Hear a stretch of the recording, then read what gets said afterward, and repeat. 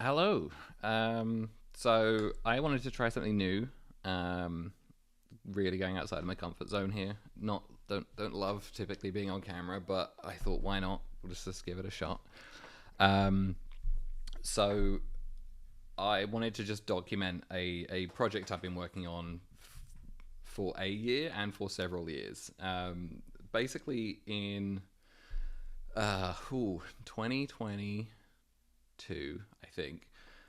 21 or 22, I had this idea to start working on an indie video game, and it was a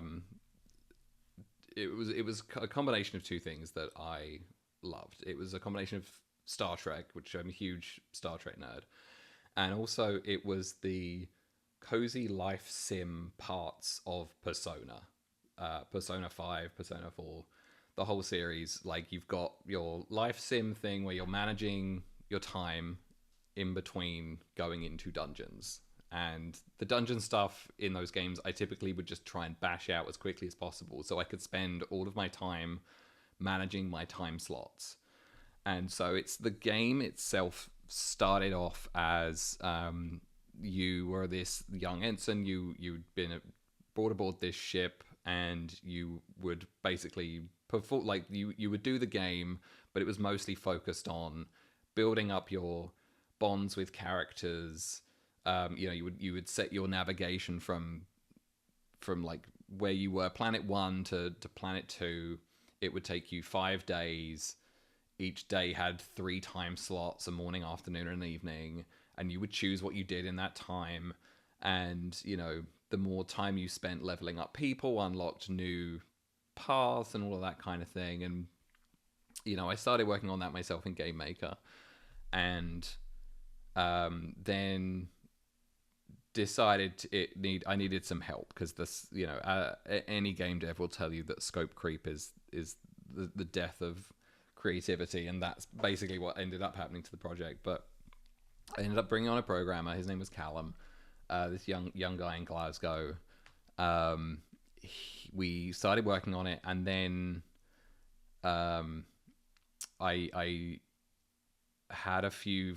I knew a few people from my own work as a creative director. I knew some people that had worked in animation before, so I hit them up and I said, "Hey, do you want to? You've worked in animation. Have you ever thought about working in video games? Do you want to try working on a video game with me? It might not go anywhere, but we'll have some fun playing around with it."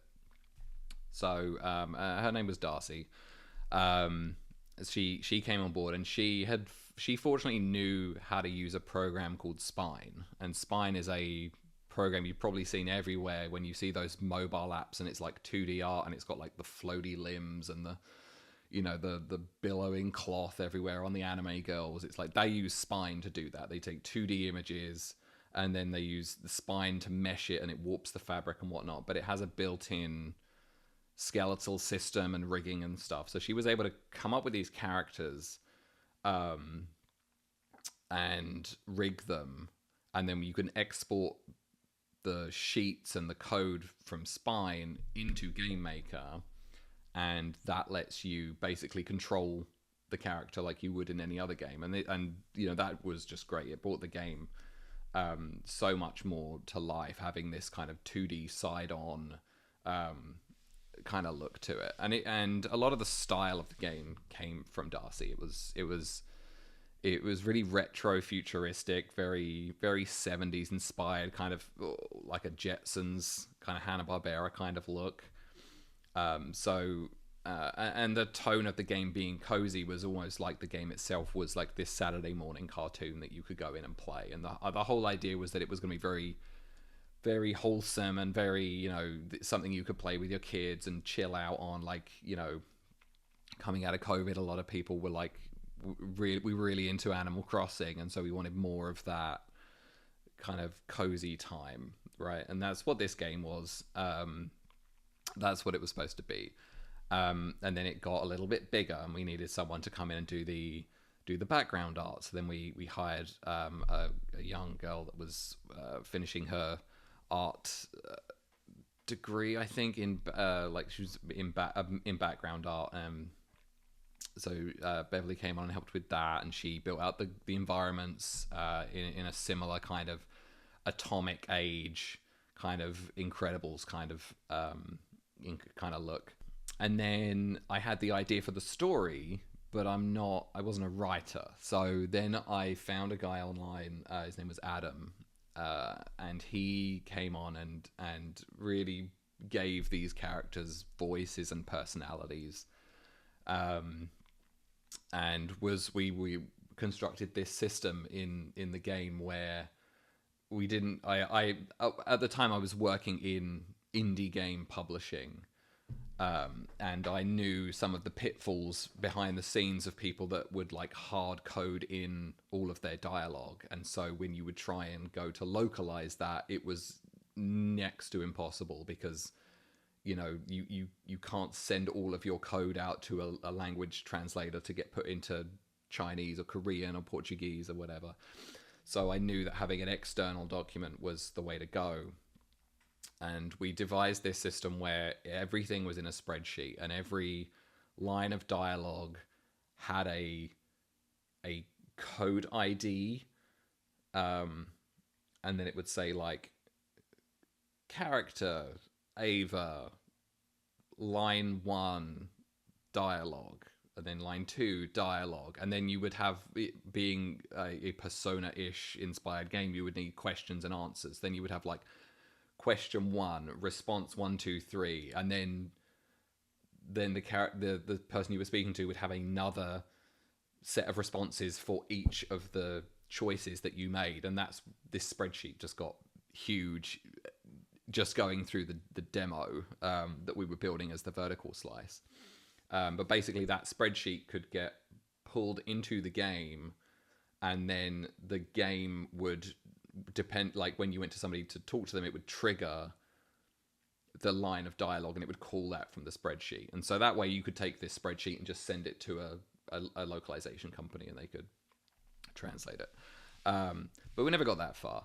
We worked on the game. We were building out the basically the prologue. So like before the mission starts, it's like your first days aboard this spaceship, which we called the Elpis, which is the Greek word for hope.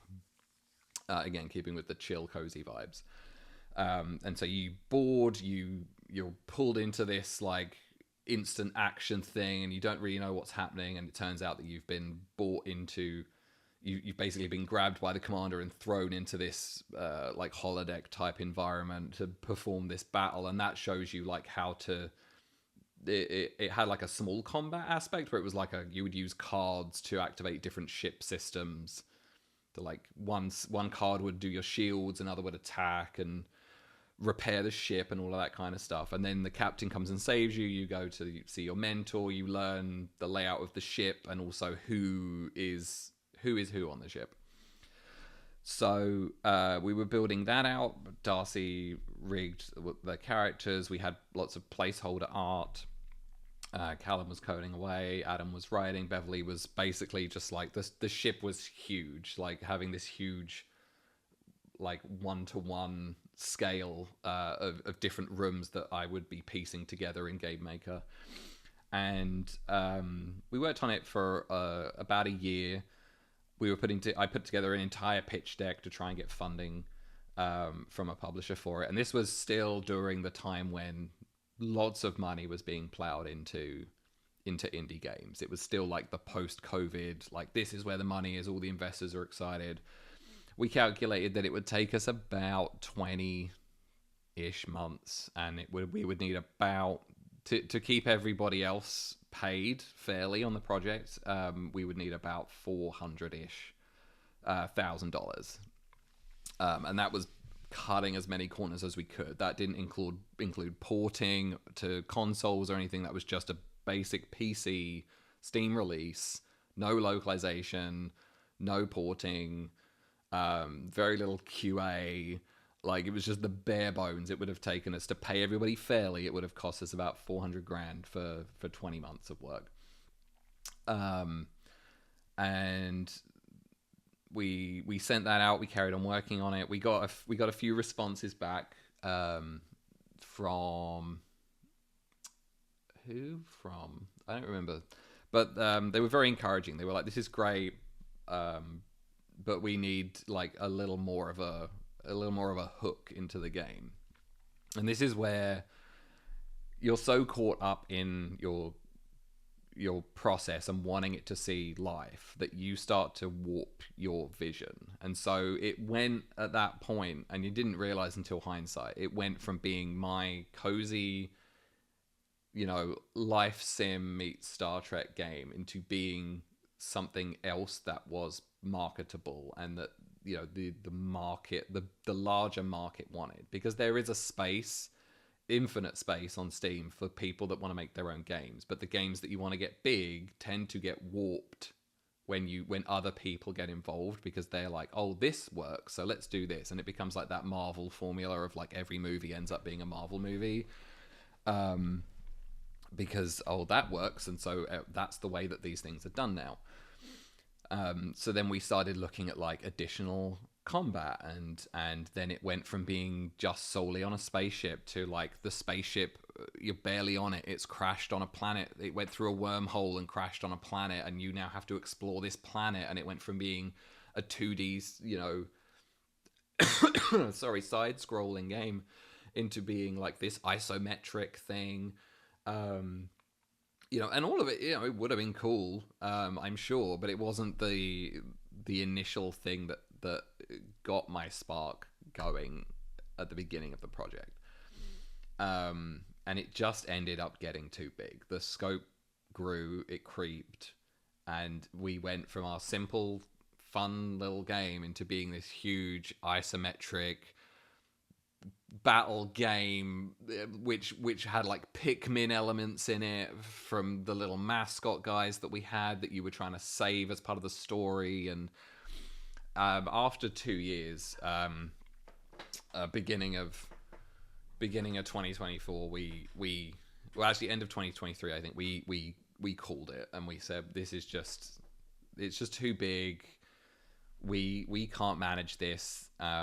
You'd already started to kind of see a downturn in the gaming kind of industry, so that money had dried up. There were lots of like letters coming back from people who were from scouts who were like, oh, we're reassessing right now, we'll get back to you in 3 months. And so you've changed your vision, and now no one's interested in it, so you kind of should have stuck with your gut in the first place. Because we would have had something out by that point had we not worried so much about getting pitch decks out and moving all of our game making resources into pitch objects and stuff. So we basically called it quits. Like, and at that point, like, people had moved on. Like, everybody was working on this part time for free. I can't thank those guys enough for like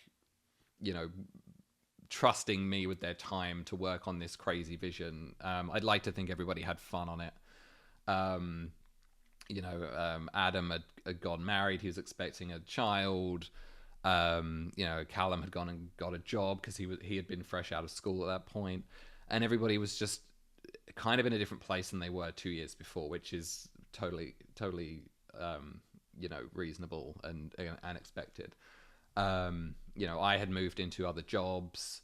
My time was getting eaten up. I was having to spend less and less time on it. And, had we focused our time on the initial goal, we could have at least released something. But that was a lesson learned, I think, for myself especially, and for the others, is like, don't, you hear about scope creep and you're like, it's not going to happen to me. But invariably, you can't help it, because you just get so blindsided by, oh, if I do this, somebody will be interested, and whatever. So anyway, that ended, and then I loved that project and that world that we had built, because we'd fully fleshed out this world for this demo. I had the entire game, Figma boarded. It was like chapter 1 does this, chapter 2 does this. We had all of our characters. We had all the character bios. I had a whole 40-page design document about world building and languages and personalities and villains and gray areas and all of this stuff. And this world was still very real to me, and so I wasn't quite ready to put it to bed. So I let it sit and just kind of simmer for a while, and I was like, this would just work so well as a graphic novel or something. But I've never had that much. I like all creatives are very critical of their own work. I've never thought that my own artistic abilities in drawing were up to the standard that I would. The vision in my head is not met by the skill of my hands. I think every artist runs into that issue. So like I could do it, but it wouldn't be at the level that my head thinks it needs to be on the page. So I basically in February of 24 decided, well, I need to do something with this world. And if I'm not gonna, even if it eventually becomes a graphic novel, I need to write the story to adapt. And so that's when I just decided, hey, I'm gonna write the book of the game, because it's basically all outlined. I just need to plug the scenes in to get from A to B to C. And so that's what I did, and that was a little more interesting than I had expected, because I'm not a huge reader. I never was really into reading. I've always been more of a video gamer. I consume movies and TV shows, and I get a lot of my sci-fi stuff from there. I'm not really a sci-fi book reader. Like, I read these guys last year. This is not an easy book to read if you have never really read hard sci-fi. But I stuck with it and I got through it and it was great. Unfortunately, I was not writing this. I don't think many people could. So what I did was I just basically approached it with I'm a very visual thinker. So in my head, I'm playing out this whole thing as a movie or a TV show in my head, and I'm just translating that to the page. So I basically go through that whole thing, and I managed to get through the prologue, which was fully fleshed out for the part of the game that we had. So I got from like day one, Ensign Ava joins the Elpis, through to like day 3 or 4 when this experiment has happened. They've performed this experiment, it's gone wrong, they've discovered the reason why it went wrong, and what this kind of moral dilemma is that they need to solve. And then that's when the adventure begins. And so I was planning to write the entire thing, all 10 chapters or episodes from the game. And after, I had the best intentions to do that, and then after 6 months of writing, I got to the end of that chapter, the end of the prologue, and I was like, I don't think I have it in me to sit down and write the entire thing, because that is going to end up being about 300,000 to 400,000 words, and there is no way that I am going to hold enough interest to finish this. And I think a lot of creative people start things and don't finish them, and that was a goal that I had, is like, this world is so real to me and I love these characters, I need to finish this. And so I just decided to stop there, call it a novella, get it done, edit it, get it out, then move on to volume 1. This essentially is volume 0, which is the prologue of the game. And then we can do volume 1 as the first mission of the game, and volume 2 will be the second mission of the game, and it goes through until they've finished it.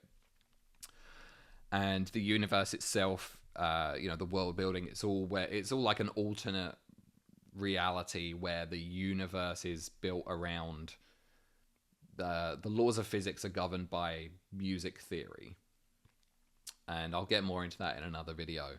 But that ties into a lot of how big the book is, and how the magic, the technology, and the science works and stuff. But basically, I just wanted to get this out, and if no one sees it, that's fine. But I needed to get it out and document that you never compromise on what your vision is. Don't let other people come in and tell you need to change your characters to make them more appealing, or change the style of the game that you're making because then it will be more marketable. Because nothing is ever a guarantee. And at the end of the day, you have to hold yourself accountable for these things, and you have to be proud of your own work. And I've finished, Volume 0, and I'm extremely proud of what I've got. I'm in the second round of edits now. I'm going to finish that up in a few days, leave it, then print it out, read it through, do some minor edits on it, and then I'm going to, I'll do some querying, see if anyone's interested. If not, I'm going to self-publish it. I'm going to see if I can reach back out to Darcy and get the cover art made, and just try and bring some of the team back together as a kind of a sense of closure for the project, I guess. But yeah, hopefully you stayed around to listen to me ramble, and I'll do another one of these soon where I go into more specifics about characters in my book. Now it's a book. That sounds weird. Book series. The science in the world, the different races. It's just really fun for me because this is mine. Like, I own this. This is my world. I make the rules. I don't have to abide by anybody else's rules. But yeah, that was that. I'll see you next time. Thanks.